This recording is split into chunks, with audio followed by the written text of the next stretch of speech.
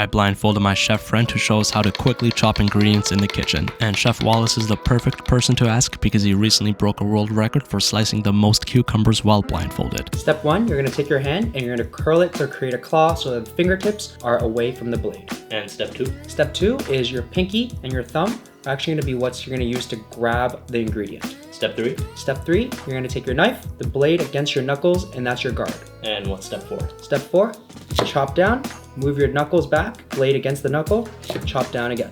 Back, blade, knuckle, chop, back, blade, knuckle, chop. But then how do you go fast like that? Yeah, like that. The smaller you move your knuckle, and the faster you move your knife, then you're going to go really fast. So you're not moving the veggie, you're moving your hand. Yep, the vegetable or ingredient never moves. It's always your hand than your knife that's moving. Your hand is the one that's sliding back. Yes, absolutely. How long did it take for you to go from a beginner chopper to how you broke the world record? So I've been cooking for like majority of my life, and it's really just repetition with proper technique. Practicing it every day when you're cooking your meals and stuff, working in restaurants, that's sort of how I got to there.